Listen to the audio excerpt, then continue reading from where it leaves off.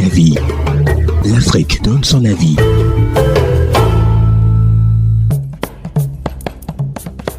Nous sommes à nouveau très heureux de vous retrouver pour la campagne S'aimer au naturel qui ouvre sa 4e édition ce 1er mars 2024. Africa-Vie, nous parlons justement des personnalités qui font bouger le continent par leurs activités et qui militent justement pour un meilleur devenir des communautés noires de l'Afrique et du monde. S'aimer au naturel est une campagne de sensibilisation contre la dépigmentation volontaire de la peau et en faveur de l'acceptation de soi, portée par le magazine Pensée Noire et la plateforme d'information culturelle africaine, mais Africa Info. En ce vendredi 1er mars, nous recevons, et là avec toute une joie, puisque c'est une première, un homme, Dessa Ganda, slammer, conteur, chanteur, poète, écrivain, pour un entretien palpitant. Africa-Vie.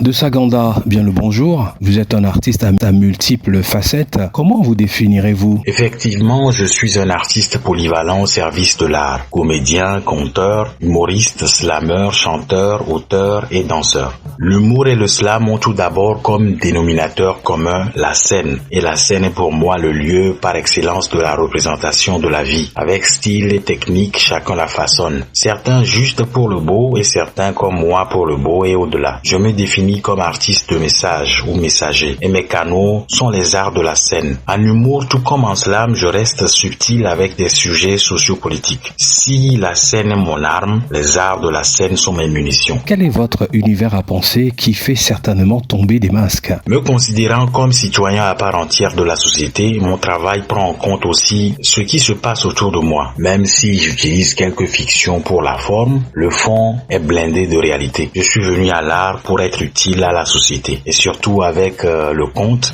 je garde cette dimension qui est comme une mission, une vocation. Énoncer les bons côtés et dénoncer les ratés de la société. À votre dernier passage à Lomé, capitale de votre pays, le Togo, vous n'avez pas chômé. Racontez-nous. Ah oui, j'ai carburé. Ça m'a tant manqué. Ce fut un séjour plein d'événements culturels, rencontres, émissions, puis ponctué d'une dédicace de mes 2 ouvrages parus aux éditions Aoudi. Le recueil de contes La Fleur Fantôme et la nouvelle L'incendie ici. À chaque fois que je trouvais un peu de temps, j'avais l'impression que je ratais quelque chose. J'ai même été visiter mon quartier d'enfance, Niekonapoué, ce quartier où tout a commencé. Quelle est votre actualité, Dessa Ganda? Je suis actuellement dans un processus de création de spectacles de danse et théâtre, un duo avec Eden Meyer, un autre artiste danseur et chorégraphe togolais basé à Berlin. Le titre du spectacle est Via, c'est en allemand.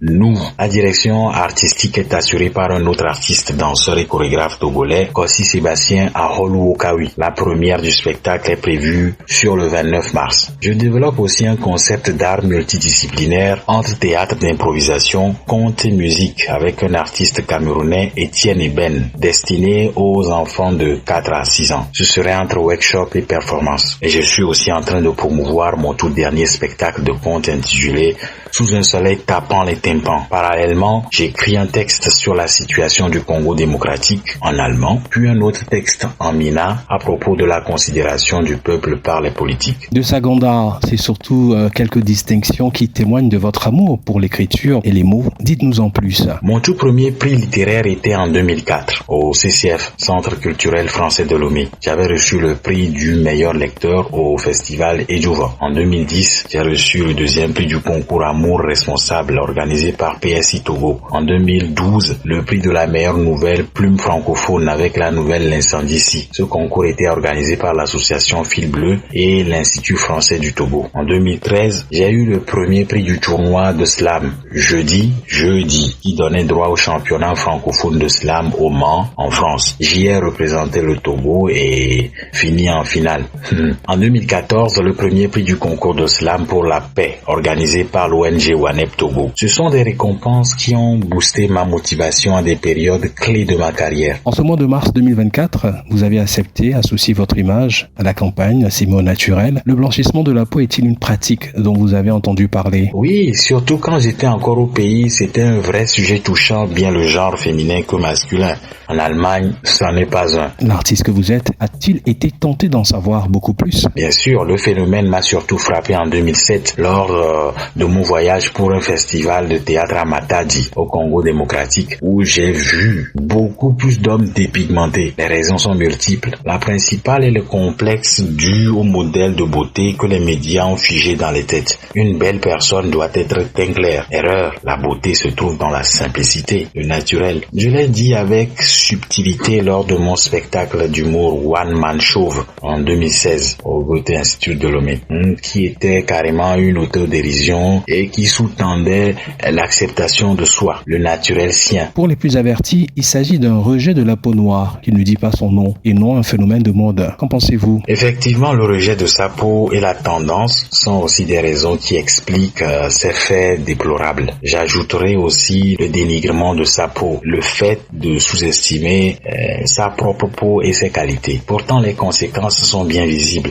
Les taches rouges et noires qui se forment autour de la main, du poignet, sans oublier le cancer de la peau, pendant que les personnes dites de peau blanche cherchent à bronzer leur peau. Comment combattre cette pratique d'après vous? C'est d'ordre médiatique et politique d'abord. Les médias locaux doivent revoir leur politique commerciale face aux publicités mensongères et prôner plutôt des campagnes comme la tienne. Multiplier des actions en ce sens dans tous les milieux et secteurs d'activité. Sensibiliser la masse. Les autorités doivent sanctionner aussi la commercialisation des produits souvent chimiques éclaircissant la peau. Nous, artistes aussi, devons multiplier des œuvres en ce sens. Quand j'étais à Lomé, il y a Safir P, une artiste slameuse qui traitait le sujet et qui m'a fait écouter son beau texte en mina et en français sur le sujet. Un conseil à donner à celles et ceux qui s'éclaircissent la peau et aux autres qui veulent sans doute se lancer dans la pratique. Sœur, frère, tu t'infliges plein de peine en t'imbibant de produits chimiques. Sors fraîche de l'incongru civisme, tu es unique. Tu te blesses lentement en voulant plaire. Les conséquences vont bientôt te déplaire. Pour vous qui êtes très souvent entre deux avions, avez-vous déjà été victime d'une gêne à cause de votre couleur de peau? J'ai jamais eu de gêne à cause de ma couleur de peau ou que ce soit, même face aux provocations. Sur le coup, je me suis rendu compte que j'étais différent des autres, mais ça ne m'a jamais gêné pour autant. C'est aussi peut-être à cause de l'art qui prône la particularité. Votre coup de gueule contre le racisme de Saganda? C'est très ignoble et ignorant d'être encore raciste à notre époque, avec toute la diversité que le monde autour de nous démontre tous les jours. Vous donnez du crédit à la chronique BD, c'est mieux naturel. Un conseil à donner pour la voir grandir? Peut-être penser aussi à la rendre au moins bilingue, français-anglais. De Saganda, votre souhait pour l'Afrique et ses enfants pour clôturer cet entretien? L'Afrique reste un continent très riche, que ce soit dans sa diversité, ses plus de 2000 langues, ses ressources humaines et naturelles. Mon souhait est qu'on pense grand ensemble, qu'on mette toutes nos forces ensemble pour améliorer notre présent et développer notre futur. Ça passera par les liens fraternels entre les régions, l'organisation, la mise en valeur et la combinaison des compétences. Merci. C'était Africa Vie. L'Afrique donne son avis.